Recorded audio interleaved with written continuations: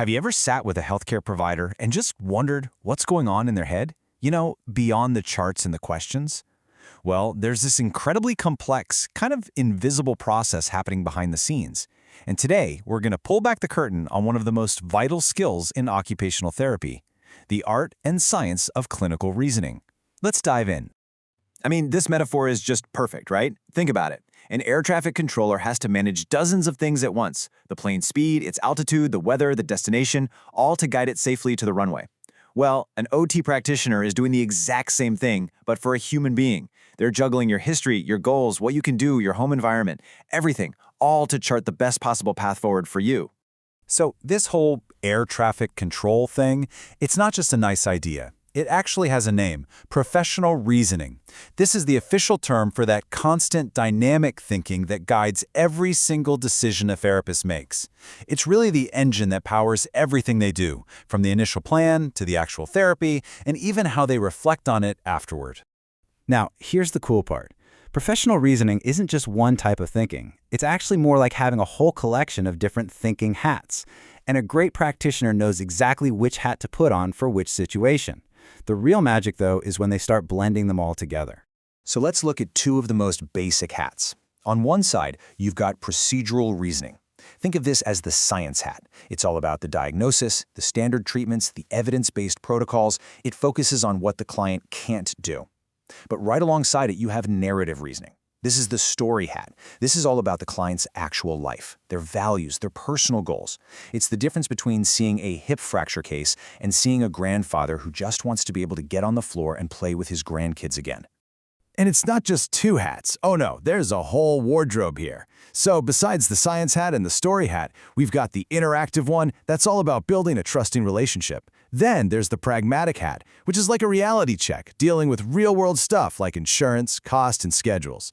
You've also got the ethical hat, your moral compass for tricky situations. And finally, the big one, the conditional hat, which is kind of like the master hat that blends all the others to see the whole big picture. Let's just zoom in on that moral compass hat for a second because it's so important.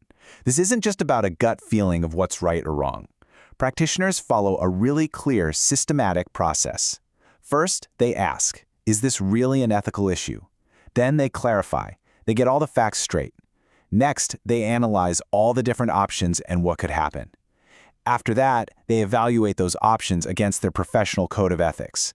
And only then, after all that, do they proceed. It's a very deliberate way to make sure they're doing the right thing. Okay, so that's a lot of theory, I know. It's a great framework and all these hats sound neat. But what does this actually look like in a real therapy session? How does a person actually juggle all of these ways of thinking to help someone? All right, let's make it real. Let's take a super common scenario. An OT needs to teach a client a new skill. It could be anything. Maybe how to get dressed with one hand after a stroke, or how to use a new piece of equipment. It sounds simple, but to do it well, that OT has to use pretty much every single one of those thinking hats we just talked about.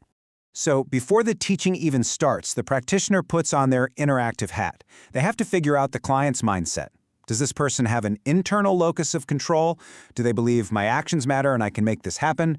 Or is it external, where they feel like, well, what happens is just up to luck or fate? Understanding this one thing is huge because it completely changes how you approach teaching and motivation.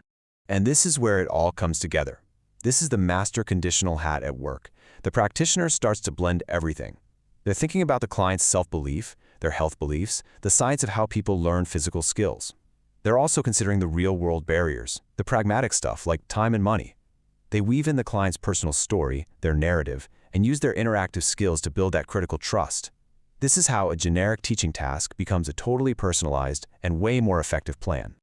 So why does all of this matter so much? Because at the end of the day, professional reasoning is what makes sure therapists are treating a whole person, not just a diagnosis on a piece of paper.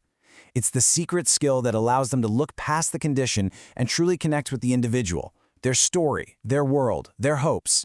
It is the absolute secret ingredient to care that's actually centered on the client. And that kind of leaves us with a question for you.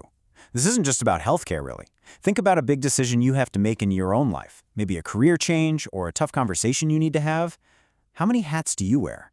Do you think about the practical side, the emotional side, the story behind it, the long-term vision? Maybe we can all learn a little something from the OT's toolkit.